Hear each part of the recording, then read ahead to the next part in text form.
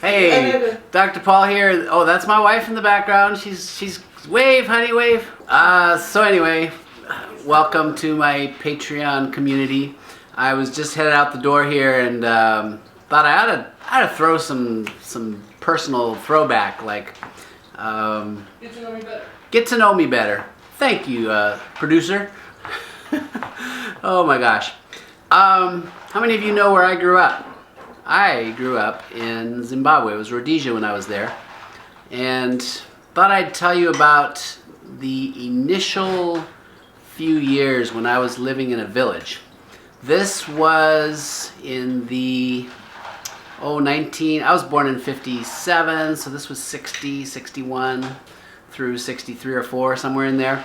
My parents were missionaries with the United Methodist Church, and my first home that I recall was in a little village called Arnoldine. And we were like 20 miles on a rugged dirt road in the middle of, Rhodesia at that time. The village was all thatch roof huts like you might see on a, African safari video. I mean, there was no electricity, there was no running water. This was pretty primitive, and I think back to my parents, it was almost like camping. I loved those years. So here I was, 5, 6, 7, 8, just carefree. So as a kid, I went my first school. I'm the only kid with shoes on. Everybody else, my sister and I were the only white kids in an African village. All right, so you could say we stood out, but I didn't notice. I really was not aware that there was any difference between me and my peers. We were so accepted. The community was so accepting. I was so busy learning Shona, the African language. I just felt a part of, and it really was a wonderful childhood. I mean, we went to school and sat on the floor. There were no desks. There were no books.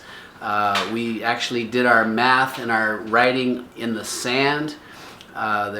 Initially, I don't think there were even any blackboards. I think eventually there were, like chalkboards for the teacher to use. But it was an amazing, simple life that as a kid, when you don't know any different, you just having a blast.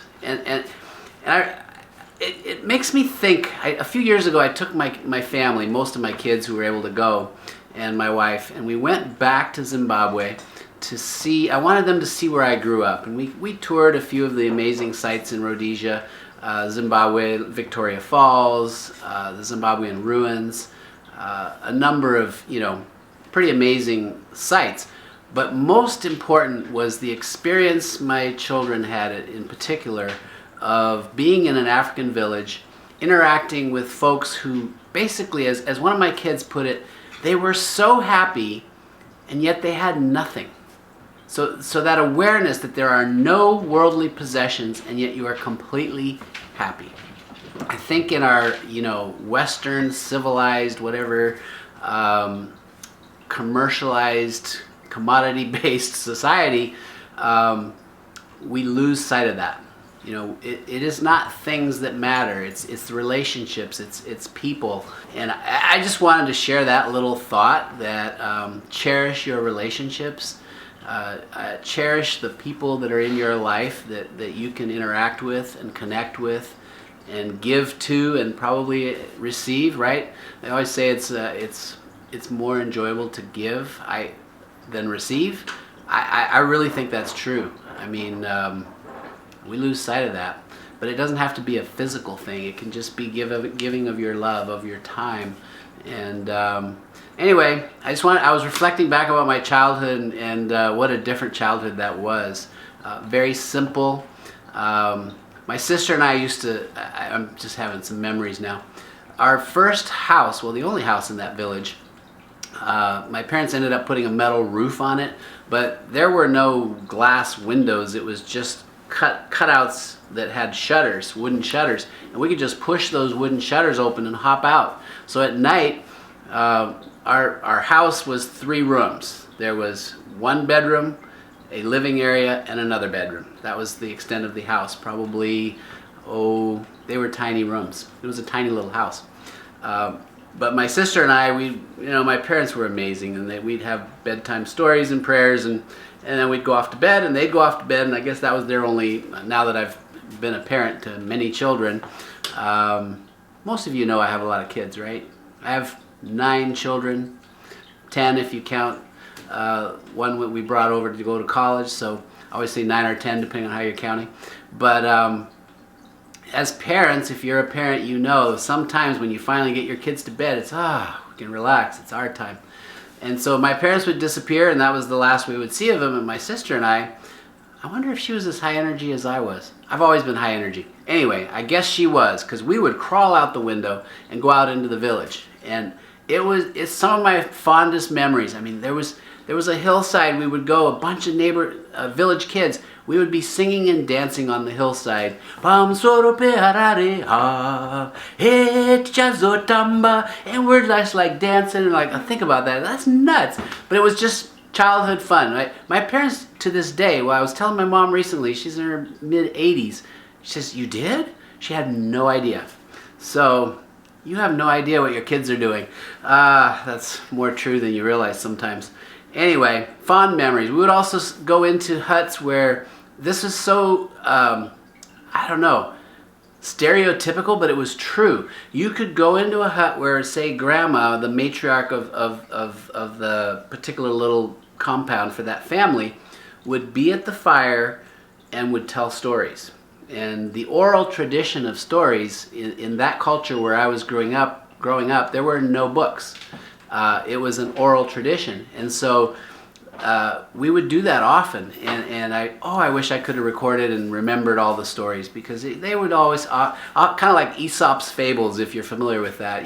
There's just wisdom intertwined into stories. It's an amazing thing to have been a part of that kind of a culture, and to the extent that you can, keep your connectedness, right, with your kids if you're a parent, with your loved ones if you're past that stage. And there's such an important value to being connected to others. I wish you connectedness, I wish you peace, serenity, and I might add, just on a personal note, I've got new counselors in my addiction clinic, and one of the fellows, I was asking him, how was your Thanksgiving? And he kind of, his head lowered, and said, "Oh, it's hard, it's really hard." And I didn't know him well enough to know what he'd been going through. Well, he had lost his mom the year prior, and this was like first Thanksgiving where he was basically alone. His mom was the one that held the family together, and so it was a sad time. And I know the holidays can be very difficult for some people, and if you're in that position, my heart goes out to you.